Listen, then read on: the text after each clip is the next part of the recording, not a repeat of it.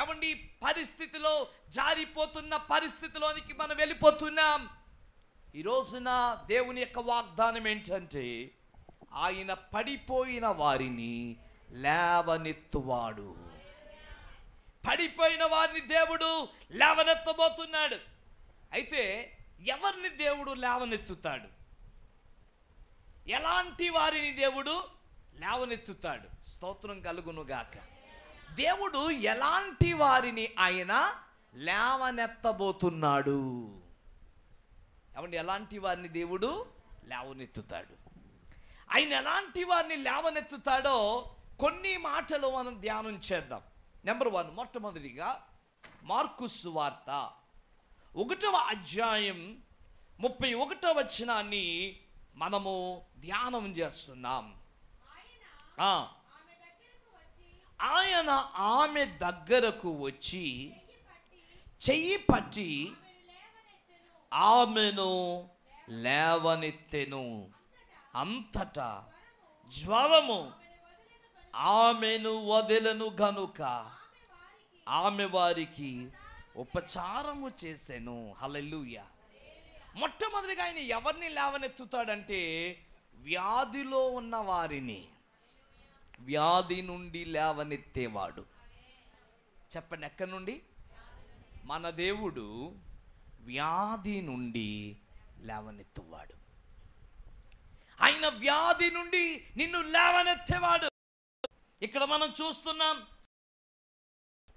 ఒక రోజున యేసుక్రీస్తు వారు ఈ భూమి మీద ఏమండి సంచారం చేస్తున్న రోజుల్లో ఎవరు వ్యాధితో బాధపడుతున్నారు? ఇక్కడ ఏమండి సీమోను అత్తగారు జ్వరముతో బాధపడుతున్నారట.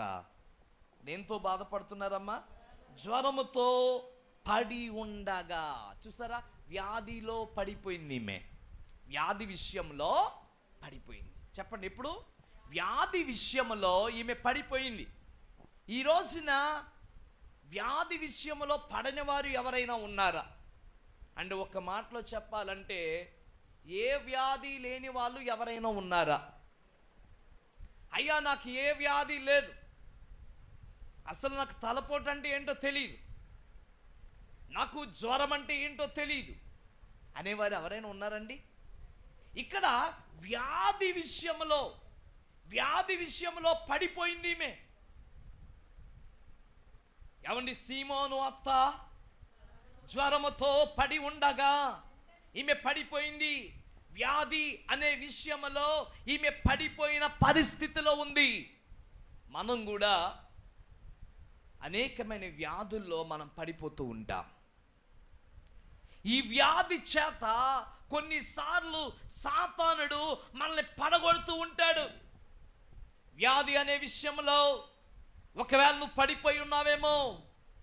ఇక్కడ సీమోను అత్తగారి ఇంటికి వచ్చేటప్పటికి ఈమె భయంకరమైన జ్వరముతో పడిపోయిన పరిస్థితిలో అక్కడ ఉంది. అందుకనే వ్రాయబడిన మాట ఏంటో తెలుసా? ఆమె ఎలాంటి పరిస్థితిలో ఉందంటే, ఆమె చూడండి, సీమోను అత్త జ్వరముతో పడి ఉండగా, పడిపోయింది. జ్వరముతో ఆమె పడి ఉండగా వెంటనే వారు ఆమెను గూర్చి ఆయనతో చెప్పారు. పడిపోయిన వ్యక్తిని గూర్చి దేవునితో చెప్పారు.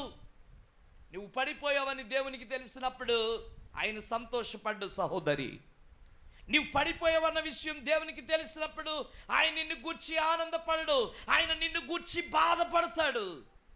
ఆయనకి తెలిసింది ఆమె వ్యాధి అనే పరిస్థితిలో ఆమె పడిపోయింది. ఆయనకి చెప్పినప్పుడు ప్రియులారా, ప్రభు ఏం చేస్తున్నాడో తెలుసా? ఆమె పడిపోయిందన్న విషయము ఇదిగో ఆయనకు తెలియజేసినప్పుడు ఏం జరిగింది తెలుసండి? ఆయన ఆమె వద్దకు వచ్చి చెయ్యి పట్టి ఆమెను లేవనెత్తెను. అంతట జ్వరము ఆమెను. స్తోత్రం కలుగునుగాక. ఎవరిని దేవుడు లేవనెత్తువాడంటే, వ్యాధి చేత పడిపోయిన వారిని దేవుడు లేవనెత్తేవాడై ఉన్నాడు. వెంటనే దేవుడు ఏం చేశాడటండి? ఆమె చెయ్యి పట్టుకుని ఆమెను లేవనెత్తెను. ఆమె చెయ్యి పట్టుకున్నాడు. ప్రియ దేవుని బిడ్డలారా, మన దేవుడు పరమ వైద్యుడు. ఆయన వాగ్దానం చేశాడు, నిన్ను స్వస్థపరచు యెహోవాను నేనే. నీ జీవితంలో ఆయన నీకు స్వస్థతను దయచేస్తాడు. ఆయనకు అసాధ్యమైన కార్యం ఏది కూడా లేదు. ప్రియ దేవుని బిడ్డ, ఈ రోజున ప్రభు నీతో చెప్తున్న విషయం ఏంటో తెలుసా? ఇక్కడ వ్యాధి అనే భయంకరమైన జ్వరం అనే వ్యాధి చేత ఈమె పడి ఉండగా, భయంకరమైన సమస్యలో ఈమె పడి ఉండగా, భయంకరమైన ఇదిగో ఆ యొక్క బలహీనతలో ఈమె పడి ఉండగా, ప్రభు ఆమె దగ్గరకు వచ్చి ఆమె చెయ్యి పట్టుకుని ఆమెను లేవనెత్తగానే ఆమెలో ఉన్న ఆ వ్యాధి ఆమెను విడిచి వెళ్ళిపోయింది. ఆమెను విడిచి వెళ్ళిపోయింది. గల కారణం ఏంటో తెలుసా? లేవనెత్తే దేవుడు ఆమెను లేవనెత్తాడు. పడిపోయిన వాడిని లేవనెత్తే దేవుడు ఆమెను లేవనెత్తాడు. మన బైబిల్ గ్రంథంలో మనం చూస్తున్నప్పుడు ఇక్కడ మాత్రమే కాదు ప్రియ దేవుని బిడ్డలారా, మనము 9వ అధ్యాయం, అదే మార్కు సువార్త 9వ అధ్యాయము 27వ వచనములో మనము ధ్యానం చేస్తున్నప్పుడు చూడండి, అయితే యేసు వాని చెయ్యి పట్టి వాని లేవనెత్తగా, చూడండి, వాడు నిలవబడెను. స్తోత్రం కలుగునుగా. ఎవరి వ్యక్తి? ఎవరండి ఈ యొక్క వ్యక్తి? ప్రియ దేవుని బిడ్డలారా, మనం చూస్తున్నప్పుడు 24వ వచనం, వెంటనే ఆయన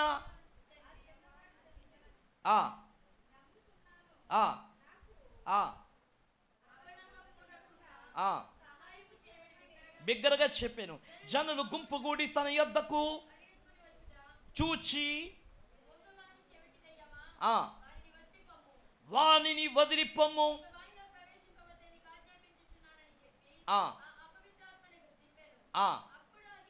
అప్పుడు అది కేక వేసి వానిని ఎంతో విలవిల్లాడించి వదిలిపోయాను.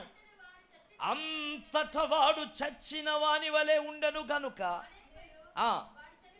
చనిపోయాడనిరి. అయితే యేసు వాని చెయ్యి పట్టి వానిని లేవనెత్తగా. స్తోత్రం కలుగునుగా. ఇక్కడ ఒక దయ్యం పట్టి పీడిస్తూ ఉందండి. ఒక భయంకరమైన దయ్యము ఈ యొక్క వ్యక్తిని, ఒక బాలుని పట్టి పీడిస్తూ ఉంది. పీడిస్తున్న సమయంలో మనం చూస్తూ ఉన్నాం ప్రియ దేవుని బిడ్డలారా, 21వ వచనం ధ్యానం చేయండి. 9:20, వారాయన యొద్దకు తీసుకుని వచ్చిరి. వాణ్ణి ఇంకా వెలవెల్లాడించేస్తుంది. ప్రభు దగ్గర తీసుకొచ్చేటప్పటికి నేల పడిపోయి వాడు నుగరలు కార్చేస్తున్నాడు. అప్పుడు ఆయన ఎప్పటి నుంచి అసలు ఈ వ్యాధి, ఈ యొక్క దెయ్యము ఇతని పట్టి పీడిస్తుంది? చూసారండి, ఎప్పటి నుంచి ఇతని దెయ్యము పట్టి పీడిస్తుంది? ప్రభు అడుగుతున్నాడు. అంటే దేవుడు పడిపోయిన వారిని ఎలా లేవనెత్తుతాడో మనం ధ్యానం చేస్తున్నాం. ఒక మూగ దెయ్యం అనే వ్యాధి ఇతన్ని పట్టి పీడిస్తూ ఉంది. ఇతడు పడిపోతున్నాడు. ఏమండి, పడిపోయి అతను ఏం చేస్తున్నట్ట? నుగర్లు కారుస్తున్నాడు. ఏమండి నేలను పడి కార్చుకొనుచు ఏమండి ఏం చేస్తున్నాడు? అతడు పొర్లాడుచు ఉన్నాడు. ప్రభు అడుగుతున్నాడు, ఎప్పటి నుంచి ఉంది వ్యాధికి? ఎప్పటి నుంచి వ్యాధి ఉంది? ఎప్పటి నుంచి బాధ ఉంది? వాళ్ళు చెప్తున్నారా? ఎప్పటి నుంచి కాదండి, చిన్నప్పటి నుంచే ఈ వ్యాధి ఉందండి. ఏమండి, వాని నాశనము చేయవలని తరచుగా అగ్నిలోను నీళ్ళలోను పడద్రోయును. చూసారా, అగ్నిలో పడగొట్టేస్తుందంట, తర్వాత నీళ్ళలో కూడా అతన్ని పడగొట్టేస్తుందంట. ఏమైనా నీ వలన మా మీద కనికరబడి మాకు సహాయం చేయము. అందుకు యేసు అంటున్నాడు, నమ్ముట నీ వలన అయితే నమ్మువానికి సమస్తము సాధ్యమే. స్తోత్రం కలుగునుగా. నమ్ముట నీ వలన అయితే నమ్మువానికి సమస్తము సాధ్యమే. వెంటనే ఆ చిన్నవాని తండ్రి అంటున్నాడు, అయ్యా నేను నమ్ముచున్నానయ్యా. ఆమేన్. నేనేం చేస్తున్నాను? అమ్మా, నువ్వు పడిపోయి వ్యాధి అనే స్థితిలో పడిపోయిన నిన్ను దేవుడు లేవనెత్తుతాడని నువ్వు నమ్మితే ఖచ్చితంగా ఆయన నిన్ను లేవనెత్తుతాడు. అయ్యా నేను పడిపోయాను, ఇక్కడ భయంకరమైన ఇదిగో ఈ మోగాత్మ చేత నింపబడి అతడు పడిపోతున్నాడు, నుగర్లో కాల్చుకుంటున్నాడు, లేవలేని పరిస్థితిలో. ప్రియులారా చూడండి, ప్రభువు గద్దించాడట. ఏమండి, ప్రభువు గద్దించాడు. ప్రభు ఏం చేస్తున్నాడు? ఇక మీదట వానిని వదిలిపోము, ఇక వానిలో ప్రవేశించొద్దని నీకు ఆజ్ఞాపిస్తున్నానని చెప్పగానే అపవిత్రాత్మను గద్దించేశాడు. ఆయన గద్దించిన తర్వాత ఏమైందండి? అది కేకలు వేసి వాడిని వెలవెడలాడించి వదిలిపోయింది. వాడేమో చచ్చిన వాడి వలె పడిపోయాడు. పడిపోయిన వ్యక్తిని ప్రభు ఏం చేస్తున్నాడండి? అయితే యేసు వాని చెయ్యి పట్టి వానిని లేవనెత్తాడు. ప్రజలందరూ అనుకుంటున్నారు వీడిని చచ్చిపోయాడు. అందుకనే ప్రభు అన్నాడు, ముందు నమ్ముతావా? నువ్వు నమ్ముతావా? నీవు నా యందు నమ్మిక ఉంచుతావా? నీవు నా యందు నమ్మిక ఉంచడానికి నువ్వు సిద్ధంగా ఉన్నావా? నీవు నా యందు నమ్మిక ఉంచు, నీవు నా యందు విశ్వాసం ఉంచు, నీవు నా యందు ఇదిగో ప్రభు యందు విధేయత నువ్వు కలిగి ఉండు, దేవుని మాట యందు నీవు నమ్మిక ఉంచు అని ప్రభు చెప్పాడు. ముందుగానే వాళ్ళు అనుకుంటున్నారు వీడు చనిపోయాడేమో, వీడి పరిస్థితి అయిపోయిందేమో అని అనుకుంటున్న సమయంలో ప్రభువు మరలా వచ్చాడు. అతని చెయ్యి పట్టుకుని అతనిని లేవనెత్తి ఉన్నాడు. ఈరోజున నీవు కూడా వ్యాధి చేత బాధపడుతున్నావా? అది ఏ వ్యాధైనా కావచ్చు. ప్రియ దేవుని బిడ్డ, నేను ఒక మాట చెప్తున్నాను, ఒకవేళ వైద్యులకు అది అసాధ్యము కావచ్చు, అది వైద్యులకు అసాధ్యము కావచ్చు. అది వైద్యులకు అసాధ్యమైనప్పటికీ దేవునితో మాట్లాడుతున్న మాట ఏంటో తెలుసా? ఆయన నీ చెయ్యి పట్టుకుని గనుక లేవనెత్తితే ఏ ఒక్కరూ కూడా ప్రిలరా ఆ కార్యమును ఆపలేరు. స్తోత్రం కలుగునుగా. ఇంకో సందర్భాన్ని మీకు జ్ఞాపకం చేస్తాను. ఇంకో సందర్భం ఏమండి, అపోస్తుల కార్యం 3వ అధ్యాయము 7వ వచనంలో అక్కడ కూడా పడిపోయిన స్థితిలో ఉన్న ఒక వ్యక్తిని యేసుక్రీస్తు వారు చెయ్యి పట్టుకుని లేవనెత్తుతున్నారు. స్తోత్రం కలుగునుగా. ఏమండి, పడిపోయిన స్థితిలో ఉన్న ఒక వ్యక్తిని మనం ఇక్కడ చూస్తున్నాం. వాని కుడి చెయ్యి పట్టుకుని లేవనెత్తెను. స్తోత్రం కలుగునుగా. మొన్న నెలలో ఇదే వాక్యం ధ్యానం చేస్తాం, గుర్తుందా మీకు? మొన్న నెలలోనే కదా. ఇప్పుడు దేవుని బిడ్డలారా, ఇక్కడ ఒక భయంకరమైన ఇదిగో కుంటివాడు ఒకడు, పుట్టినది మొదలుకొని కుంటివాడు దేవాలయం దగ్గర అడుక్కుంటున్నాడు. ఏమండి, అడుక్కుంటున్న వ్యక్తిని ఇదిగో పేతురు యోహాను ఆ దేవాలయంలోకి వెళ్తుంటే వాడు పిలుస్తున్నాడు. బాబు, మా దగ్గర వెండి బంగారాలు లేవు, మా దగ్గర ఉన్నది నీకు ఇస్తున్నాం. వాడిని చేయి పట్టుకుని నజరేయుడైన యేసుక్రీస్తు నామములో నువ్వు లే, స్తోత్రం కలుగునుగాక. నువ్వేం చేస్తావు? లే. ఏమైందండి? వాని కుడి చెయ్యి పట్టుకుని లేవనెత్తాడు. స్తోత్రం కలుగునుగాక. ఈ రోజున ఎలాంటి వ్యాధి అనే పరిస్థితుల్లో నువ్వు పడిపోయి ఉన్నా దేవుడు లేవనెత్తబోతున్నాడు. హల్లెలూయా. ఆయన లేవనెత్తువాడు. ఇన్ని రిఫరెన్స్లు మనం చూసాం. ఈ 3 సందర్భాల్లో కూడా మనం ధ్యానం చేస్తున్నప్పుడు భయంకరమైన వ్యాధి అనే స్థితిలో వారు పడిపోయిన వారిని దేవుడు చెయ్యి పట్టుకుని వారిని లేవనెత్తాడు. ఈ రోజున నిన్ను కూడా ఆయన లేవనెత్తువాడు. కొన్నిసార్లు మీరు ఎప్పుడైనా అనుభవించారా? మీరు లేవలేని పరిస్థితిలో ఉంటారు, మంచం మీద. ఏదో ఆశ్చర్యకరమైన రీతిలో ప్రభువారు ఆయన మిమ్మల్ని తాకి స్వస్థపరిచిన సందర్భాలు ఎన్నో ఉన్నాయో లేదో చెప్పండి. అయ్యా, నేను అనుభవించినటువంటివి. దేవుడు మనల్ని లేవనెత్తువాడు. మొట్టమొదటిగా ఎలాంటి స్థితిలోంచి లేవనెత్తాడంటే వ్యాధి అనే స్థితిలో నుండి ఆయన మనలను లేవనెత్తాడు. రెండవ స్థితి మనం చూస్తున్నాం. ఇంకా ఎటువంటి స్థితి నుంచి ఆయన మనల్ని లేవనెత్తుతాడు? 113వ కీర్తన 8వ చరణాన్ని ధ్యానం చేస్తున్నాం. 113వ కీర్తన 8వ. ఆయన నేల నుండి దరిద్రులను లేవనెత్తువాడు, పెంట కుప్ప మీద నుండి బీదలను పైకెత్తువాడు. స్తోత్రం కలుగునుగా. ఇంకెవరిని లేవనెత్తుతాడో తెలుసా? దారిద్ర్యము నుండి ఆయన లేవనెత్తేవాడు. ఆమేన్ చెప్పండి. ఎక్కడి నుంచమ్మా? కొంచెం గట్టిగా చెప్పండి. దారిద్ర్యము నుండి ఆయన లేవనెత్తాడు. దారిద్ర్యము చూడండి, మీరు ఇక్కడ ఏం చదువుతున్నారు? ఆయన దరిద్రులను చూసారు. లేను దరిద్రులను ఏం చేస్తాడట? తర్వాత ఇంకో మాట ఉపయోగించాడు. పెంట కుప్పల నుండి ఆయన దీనులను పైకెత్తుతాడు. స్తోత్రం కలుగును గాక. అందరూ గట్టిగా స్తోత్రాలు చెప్పండి. హల్లెలూయా. కొంచెం కట్ చేయమ్మా, ఒకవేళ వస్తుంటే పాస్టర్ గారిని పిలు ఒకసారి. ఆయన పెంట కుప్పల నుండి దీనులను లేవనెత్తువాడు. మొట్టమొదటిగా మనం చూస్తున్నాం, ఆయన నేల నుండి దరిద్రులను లేవనెత్తువాడు. దారిద్ర్యము నుండి. దారిద్ర్యం అంటే పేదరికం. ఏంటండి చెప్పండి? పేదరికం, అంతేనా? పేదరికంలో ఉన్నవాడిని దారిద్ర్యం అంటే, ఇంకా పేదరికము కంటే నిరుపేదరికం. అటువంటి పరిస్థితిలో, అటువంటి స్థితిలో ఉన్నవాడిని దేవుడు అంటున్నాడు,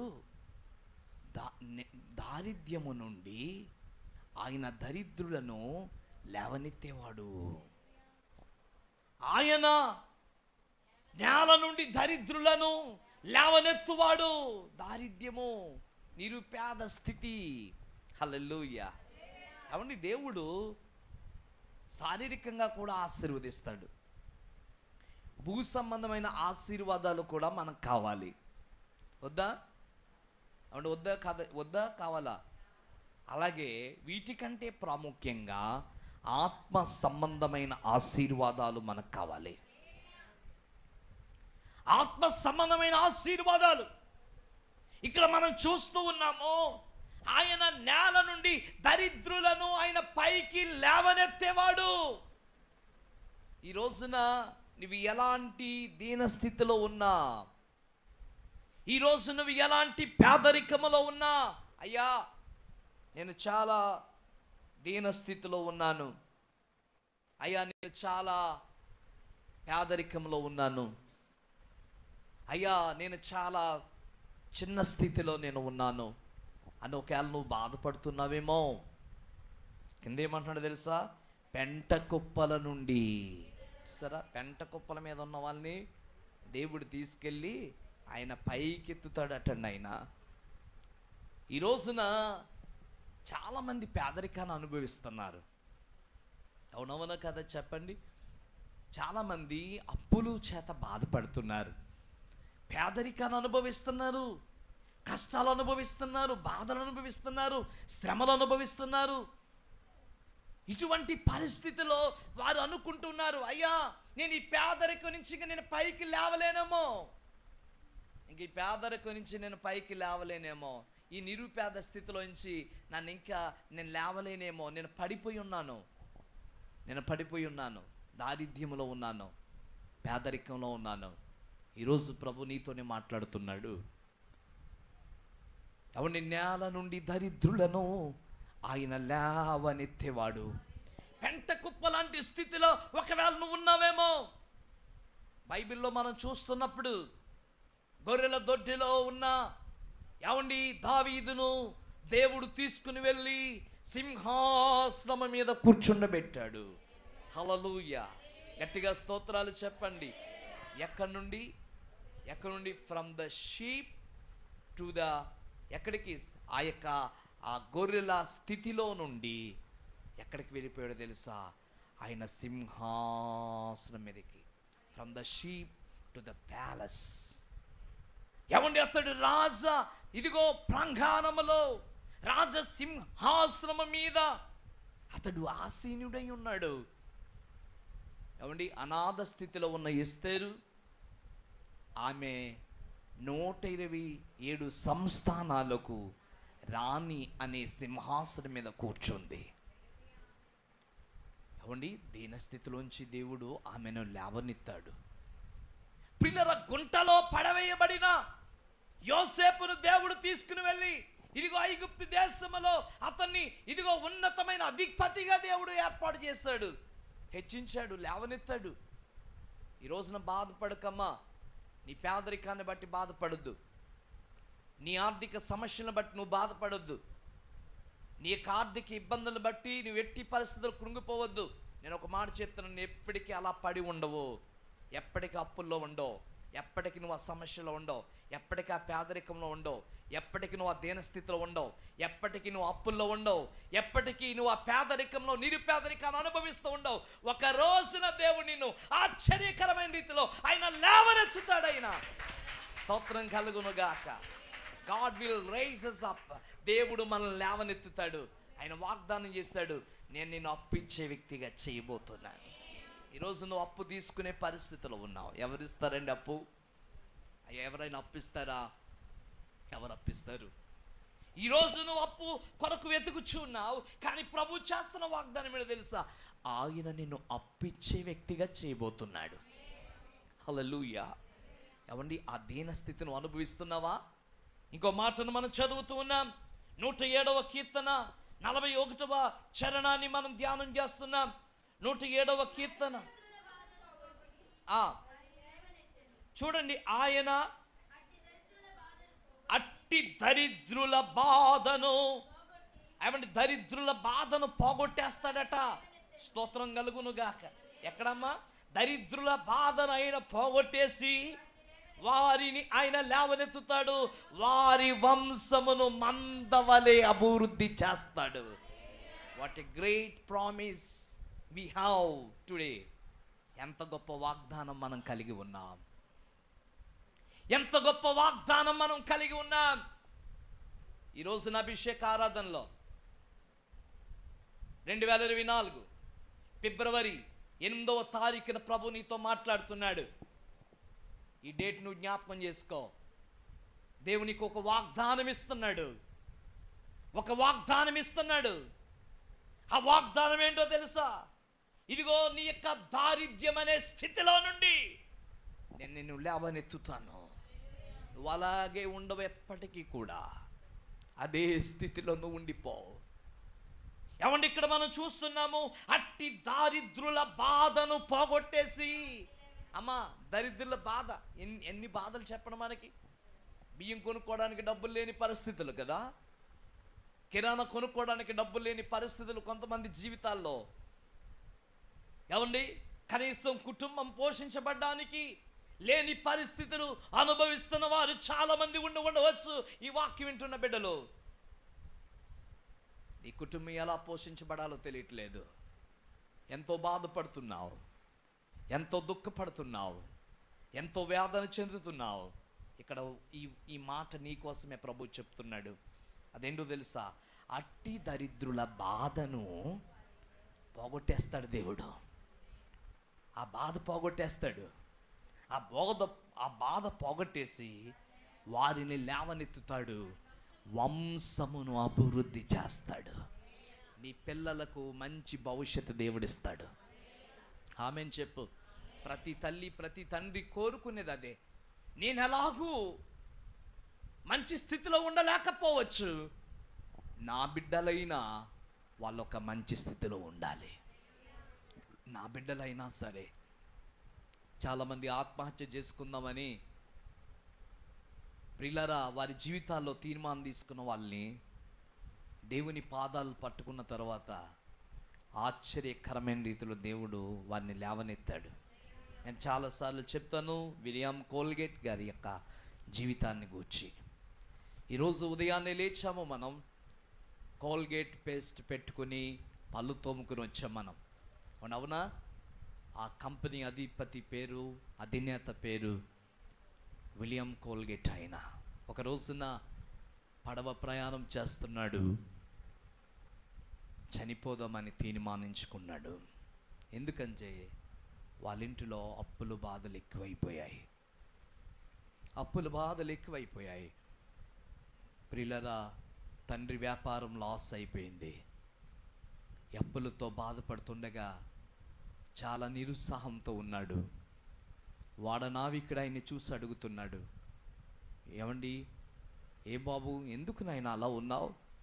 ఆయన అంటున్నాడు, ఏం చేయమంటారు సార్, మాకున్న అప్పులు బాధలను బట్టి, ఆర్థిక ఇబ్బందులను బట్టి ఇంకా నేను చనిపోదాం అని అనుకుంటున్నాను.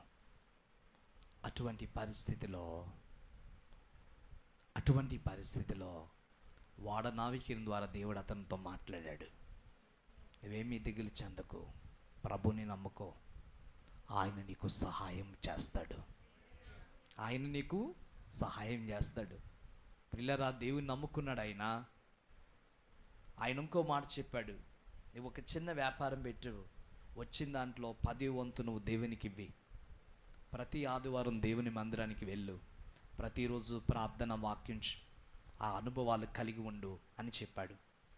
ప్రియులారా, అదే చేశాడు విలియం కోల్గేట్. దేవుడు ఈ రోజున విలియం కోల్గేట్ అంటే తెలియని వారు ఎవ్వరూ లేనట్లుగా దేవుడు అతను హెచ్చించాడు. ఈరోజు ఆయన మన మధ్య లేకపోవచ్చు. ఆ కంపెనీలన్నీ ఉన్నాయి. ప్రియులారా, ఆ కంపెనీల్లో ఎంత గొప్పగా ఆయన వాడబడ్డాడు తెలుసా? చివరికి ఆయన అన్నాడు, చివరి సమయంలో ఆయన చెప్పిన మాట ఏంటో తెలుసా?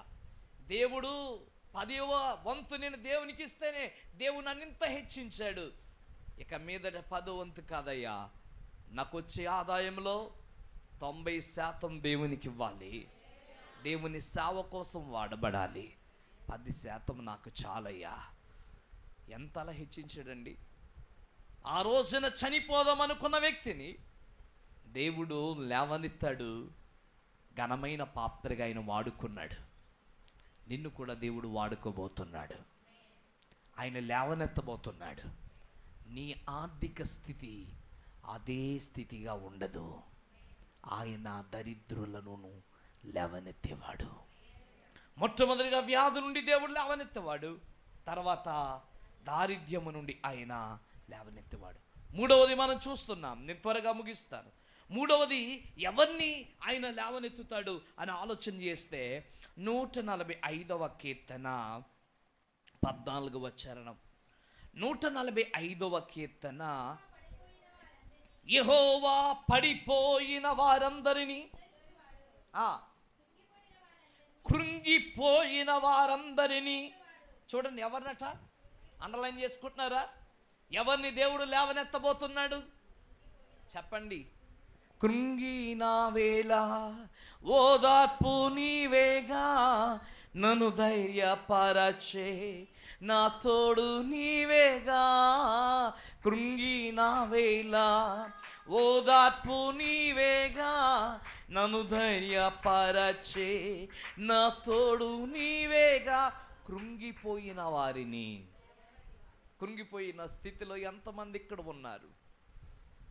అయ్యా నేను కృంగిపోయానయ్యా, నీరసిల్లిపోయాను, నేను కృంగిపోయిన స్థితిలో నేను ఉన్నాను. ఏమంటున్నాడు?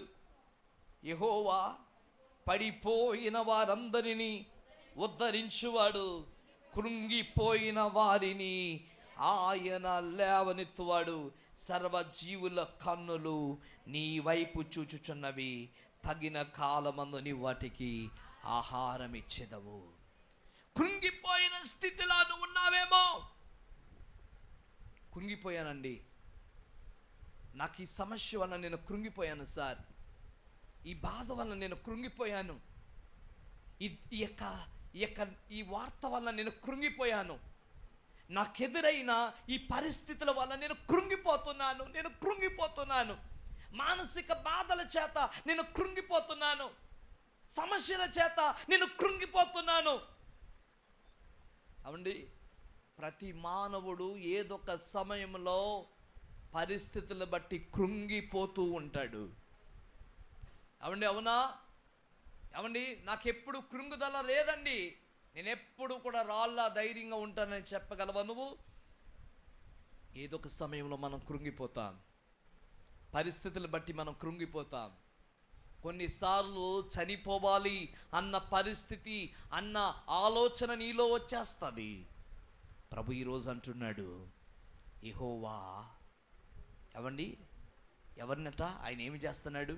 యెహోవా పడిపోయిన వారిని ఉద్ధరించువాడు, ఆయన కృంగిపోయిన వారిని లేవనెత్తేవాడు.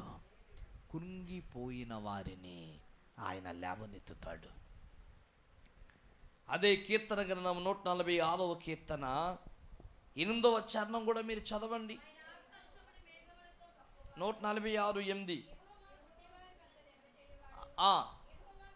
కృంగిన వారిని, స్తోత్రం కలుగును గాక. ఆయన చేసే కార్యాలు ఇవి. ఈరోజు అంశం ఏంటంటే మన దేవుడు లేవనెత్తేవాడు. ఎలాంటి స్థితిలోంచి ఆయన మనల్ని లేవనెత్తాడు? నెంబర్ 1, వ్యాధుల నుండి లేవనెత్తుతాడు. తర్వాత దారిద్ర్యము నుండి లేవనెత్తుతాడు. 3వది, కృంగిన స్థితిలో నుండి ఆయన లేవనెత్తాడు. కృంగిపోయావా నువ్వు? కృంగిపోయిన వారిని దేవుడు లేవనెత్తువాడై ఉన్నాడు. నేను కృంగిపోయాను, నేను నీరసిల్లిపోయాను, నేను బాధపడుచున్నాను, నేను దుఃఖపడుతున్నాను, ఈ పరిస్థితిని బట్టి నేను కృంగిపోయాను, ఈ బాధను బట్టి నేను కృంగిపోయాను, ఈ సమస్యను బట్టి నేను కృంగిపోయాను, ఈ యొక్క పరిస్థితుల ప్రభావాన్ని బట్టి నేను కృంగిపోయాను అని చెప్పి నీవు కృంగిన పరిస్థితిలో గనక ఉంటే ఈరోజు ప్రభు నీతోనే మాట్లాడుతున్నాడు. ఆయన నిన్ను లేవనెత్తబోతున్నాడు. ఎట్టి పరిస్థితుల్లో దుఃఖపడవద్దు, ఎట్టి పరిస్థితుల్లో వేదన చెందవద్దు, ఎట్టి పరిస్థితుల్లో నువ్వు నీరసిల్లిపోవద్దు. సంతోషంగా నువ్వు వెళ్ళు. ఆమేన్. ఒక మాటను మీరు చదవండి. మొదటి సమూయేలు గ్రంథం 2వ అధ్యాయము. మొదటి సమూయేలు గ్రంథం 2వ అధ్యాయము 7వ వచనం.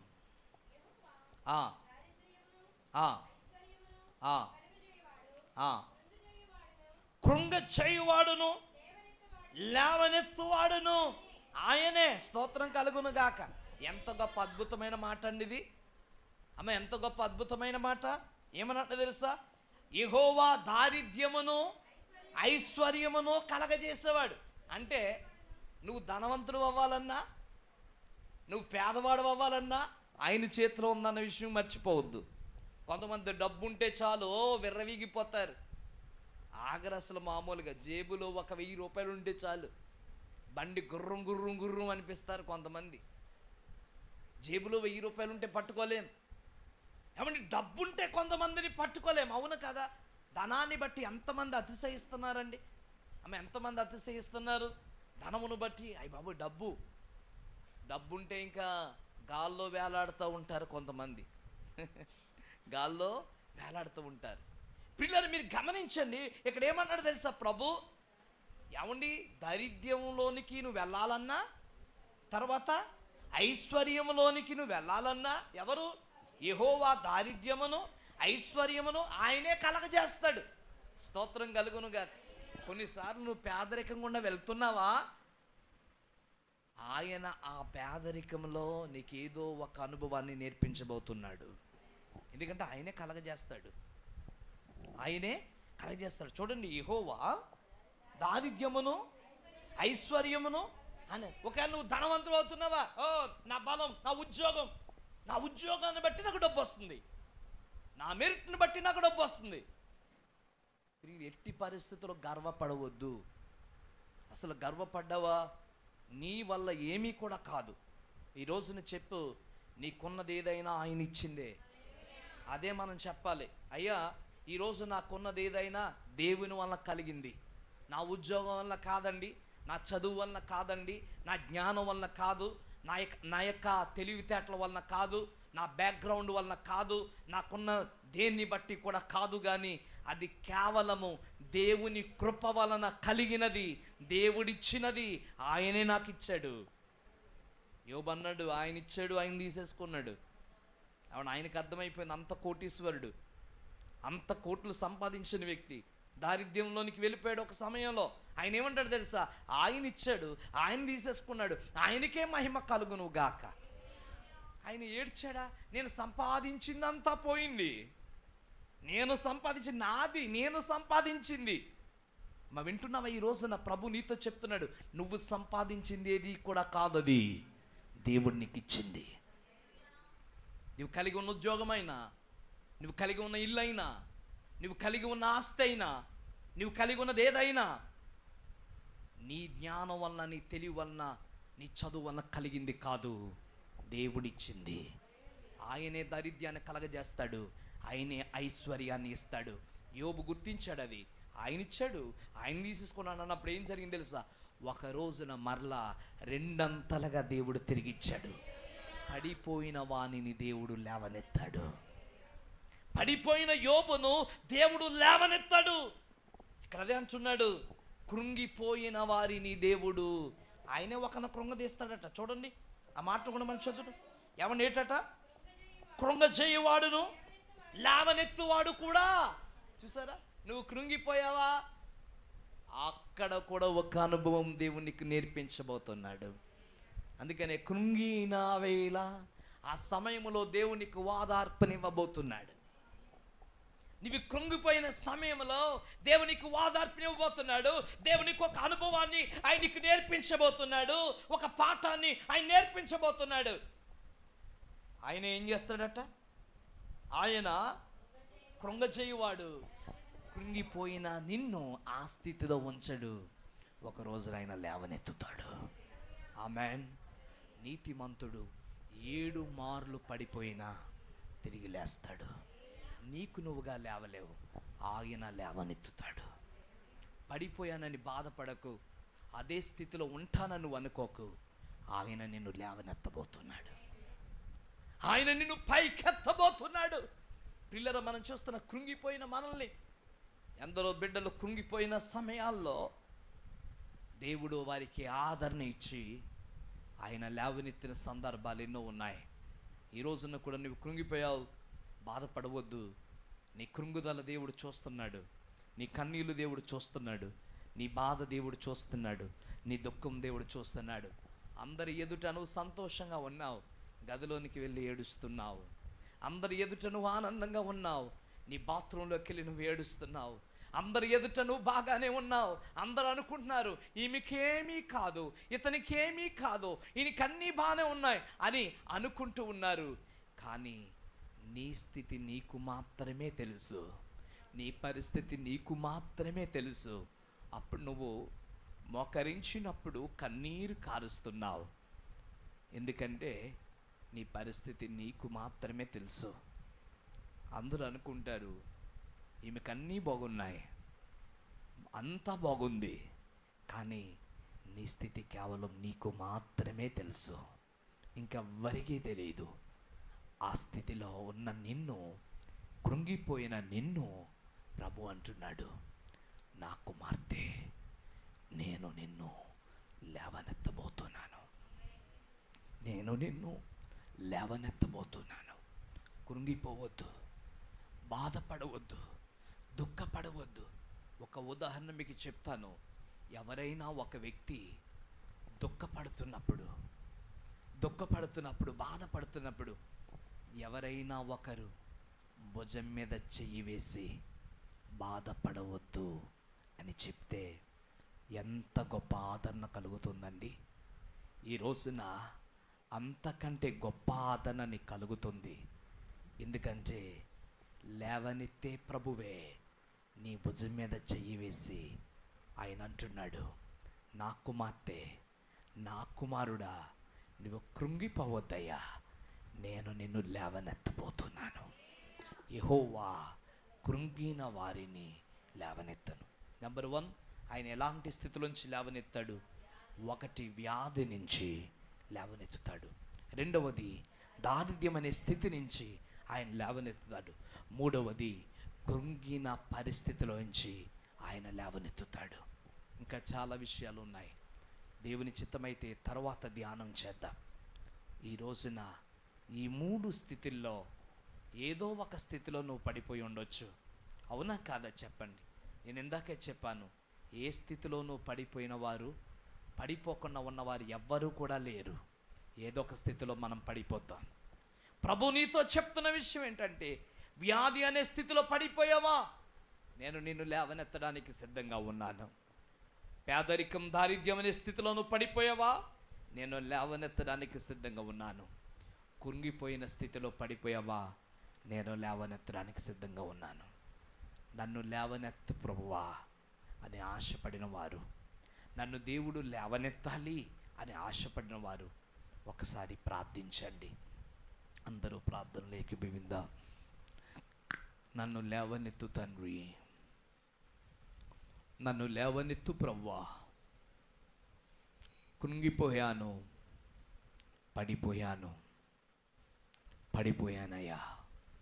ఒక్క నిమిషం నువ్వు ప్రార్థన చేస్తావా? మోకరించగలిగిన వారు ఒకసారి మోకరించండి. లేకపోతే నువ్వు లేచి నిలబడినా పర్వాలేదు.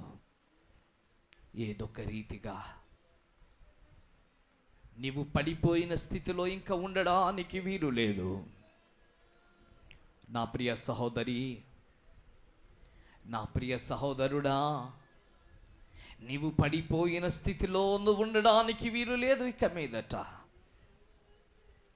పడిపోయిన నీ స్థితిలో నుండి ఆయన నిన్ను లేవనెత్తబోతున్నాడు.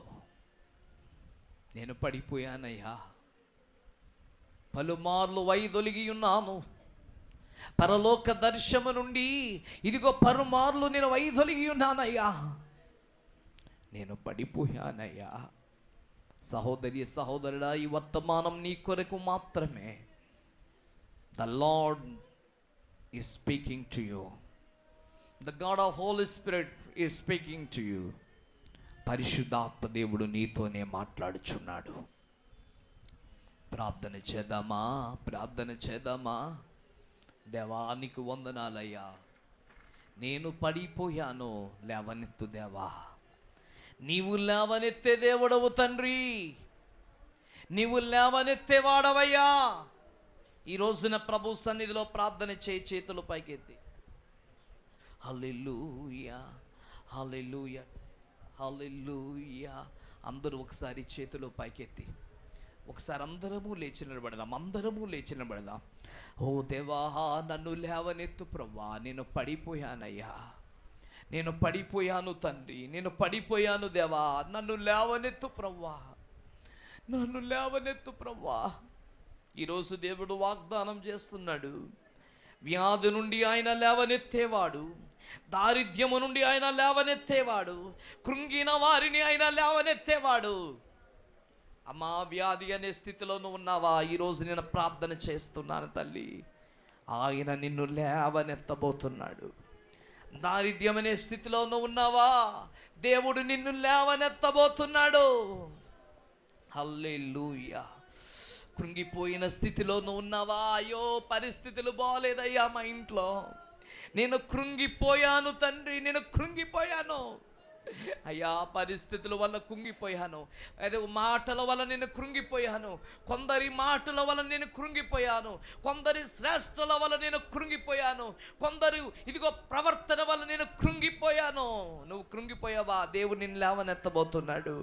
చేతులు పైకెత్తి ప్రార్థన చెయ్యి. హల్లెలూయా, హల్లెలూయా, హల్లెలూయా, హల్లెలూయా. చేయి పట్టుకో, చేయి పట్టుకో,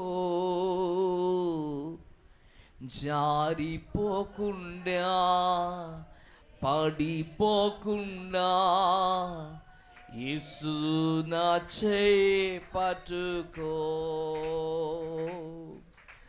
జారిపోకుండా పడిపోకుండా యేసు నా చెయ్యి పట్టుకో. దేవా, నా చెయ్యి పట్టుకుని నన్ను లేవనెత్తు తండ్రి. నేను పడిపోయినప్పుడు నన్ను లేవదీయడానికి ఎవ్వరూ రావలేదయ్యా, ఎవ్వరూ రాలేదయ్యా. నేను ఇంకా పడిపోయి ఉన్నానయ్యా. ఎవరైనా వస్తారా నన్ను లేవదీయడానికి? ఈ వ్యాధిలో ఉన్నాను, నన్ను లేవదీయడానికి ఎవరైనా వస్తారా? ఈ నిరుపేదరికంలో ఉన్నాను, నన్ను లేవదీయడానికి ఎవరైనా వస్తారా? కృంగిపోయి ఉన్నాను, నన్ను లేవదీయడానికి ఎవరైనా వస్తారా? నువ్వు అనుకుంటున్నావు. ఈ రోజున నీ ప్రభు నీతో చెప్తున్నాడు, నా కుమారుడా, నా కుమార్తె, భయపడవద్దు, నేను నిన్ను లేవనెత్తబోతున్నాను, నేను నిన్ను లేవనెత్తబోతున్నాను. దేవా, నువ్వు మమ్మల్ని లేవనెత్తబోతున్నందుకు వందనాలయ్యా. మా జీవితాల్లో నువ్వు కార్యములు చేయబోతున్నందుకు వందనాలు. విత్తబడిన ప్రతి మాట మా అందరి హృదయాల్లో ఫలింప చేయబడును గాక. ఏ బిడ్డ వ్యాధి అనే బంధకాల్లో ఉందో, వ్యాధి అనే పడిపోయిన స్థితిలో ఉందో, యేసు నామములు ఇప్పుడే మీరు లేవనెత్తబోతున్నందుకు వందనాలు. ఇప్పుడే మీరు తాకుచున్నందుకు వందనాలు. ఇప్పుడే మీరు స్వస్థపరుస్తున్నందుకు వందనాలు. ఇప్పుడే మీరు విడుదల కలిగిస్తున్నందుకు వందనాలు. అయ్యా, దారిద్ర్యమైన స్థితిలో ఉన్న వారిని ప్రభువా మీరు లేవనెత్తబోతున్నందుకు వందనాలయ్యా. మీరు లేవనెత్తబోతున్నందుకు వందనాలు. జీసస్, హల్లెలూయా. మీరు లేవనెత్తబోతున్నందుకు వందనాలయ్యా. నాయన, నీ సన్నిధిలో మేము ప్రార్థన చేస్తూ ఉన్నాం. దేవానికి వందనాలు, వందనాలు, వందనాలు, వందనాలు. కృంగిపోయిన వారిని ప్రభువా మీరు లేవనెత్తబోతున్నందుకు వందనాలు. మందరి జీవితాల్లో మీరు కార్యాలు జరిగించమని, లేవనెత్తే దేవుడు ఎన్ని గొప్ప వాగ్దానాలు ఈ రోజున మీరు మాకు ఇచ్చారయ్యా. మేము ఒట్టి చేతులతో వెళ్ళిపోవట్లేదు తండ్రి, ఈ వాగ్దానంతో తిరిగి వెళ్తున్నా. కొన్ని కోట్ల రూపాయలు ఖర్చు పెట్టినా దొరకలేని ఆదరణ ఈ అభిషేక ఆరాధనలో మీరు మాకు ఇచ్చినందుకు వందనాలయ్యా. ఈ ఆదరణతో మేము వెళ్తున్నామయ్యా. ఈ మాటతో మేము వెళ్తున్నాం. ఈ వాగ్దానముతో మేము వెళ్తున్నాం. ఈ మాటలన్నీ మా హృదయాల్లో ఫలింపచేయమని యేసు నామం నడుగుచున్నాము తండ్రి. ఆమేన్. విత్తబడిన మాటలు మనందరి హృదయాల్లో దేవాది దేవుడు ఫలింపచేయును గాక. ఎంతమంది ఈ వర్తమానం ద్వారా ఆశీర్వదించబడ్డారు? ఒకసారి చేతులు పైకెత్తారా? దేవునికే మహిమ కలుగును గాక. దేవునికే మహిమ కలుగును గాక.